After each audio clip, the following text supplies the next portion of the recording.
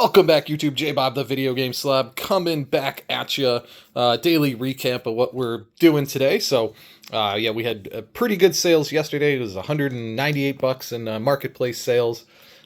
Just went up to the antique mall. We're doing like $90 a day to start out the first, like, whatever it is, 4 or 5 days of January. So things are going well there. A couple of eBay sales here and there. I haven't really been listing things on eBay, so January off to, maybe a better start than we thought. But here's what we got in recently.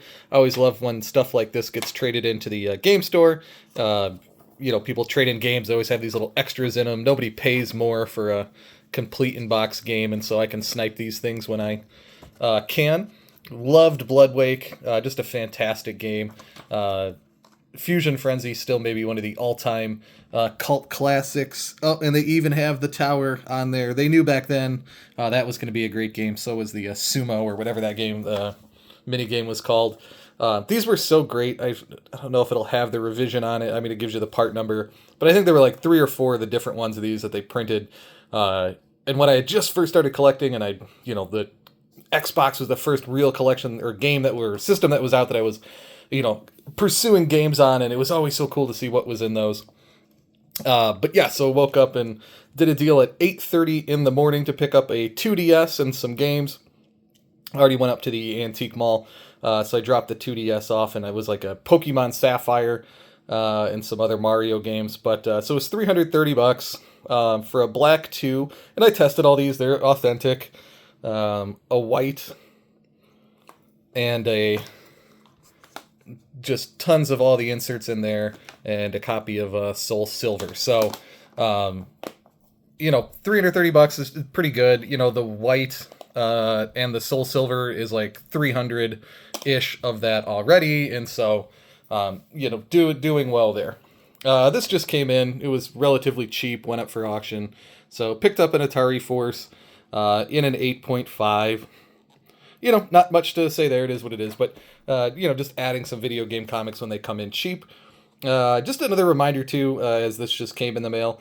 If you're not hooked up with Heritage, just download their app. Go bid on a few things, even if they're bids aren't going to win in the video game stuff. And you'll get their cool things in the mail, let you know what's coming up. But they really do have some, I don't know, people went out of their way to really malign Heritage. But I've gotten some good deals off of Heritage, so there you go. Things that came in video games that got traded in here. Somebody bought Monopoly Streets at $30 once and paid the $3 for the GameStop protection plan. Definitely a waste of money there. And I had this insert with it. GameStops are closing down all around the country, if you haven't heard that. One of our local ones is closing down, which is a shame.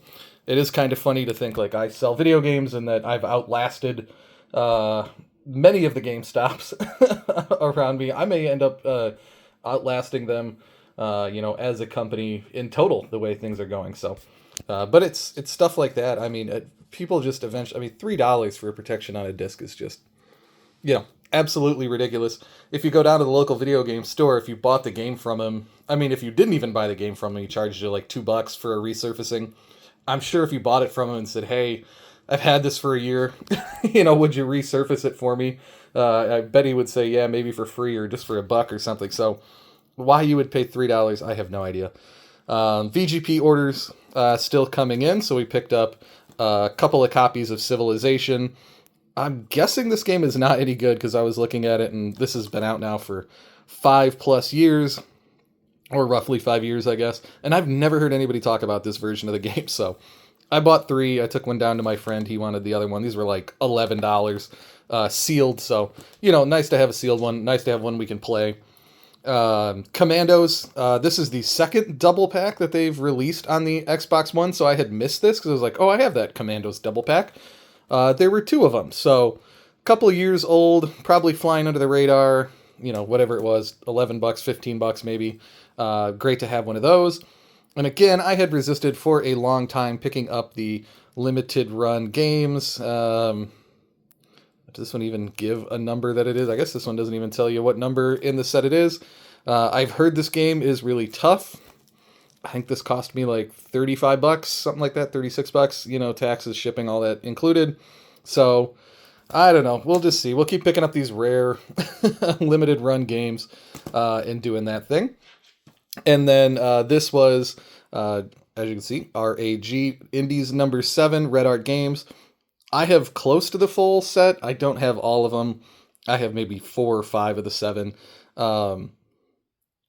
Yeah, I don't know. But this was game. I ordered this on the 19th, you know, and in 2 weeks it's here. That's the really good part. It is not like limited run games where there's a month pre-order process and then you got to wait for the game to get made and you're lucky if in a year it shows up. For the most part, and especially if it's their titles, Red Art Games is fantastic. They limit them to 1,000 and they give you the serial number on it, which is always pretty cool. And so it just looked like a really awesome, fun game. And I think these were like 28 bucks. I mean, with like taxes, shipping, everything included, you know, from France. But it kind of had that tornado outbreak, Donut County sort of vibe to it. You know, I don't know if that's a genre that people have come up with yet, but, you know, really fun art style, really, you know, strange, different, quirky game. And so it's just games like these I can see people not really paying much attention to. And of course, it's cool that they send you sequentially numbered ones. And then speaking of GameStop, how I found out that they were going out of business is I had to go use my $5 monthly coupon. So this was like $5 and a penny with tax or something like that. And the lady's like, yeah, I see you in here like once a month.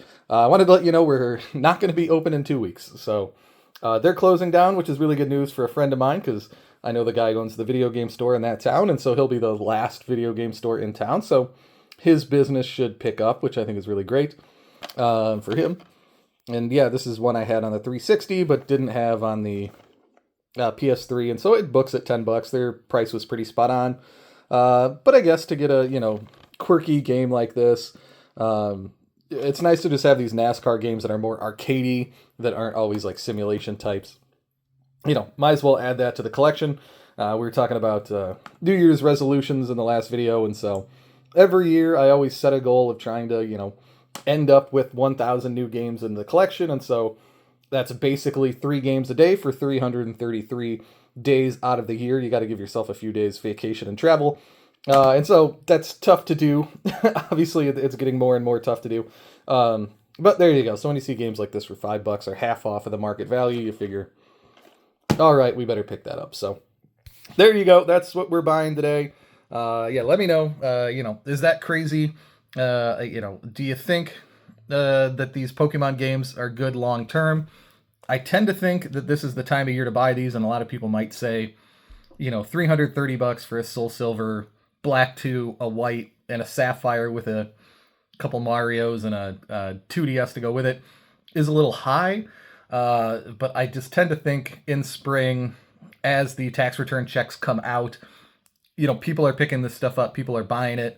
I never have them come May, you know, so we'll see, you know, but maybe these things are just getting so expensive now that, you know, people won't have the money or they won't pay the money for them. Who knows? We'll see. J Bob, the video game slob, over now.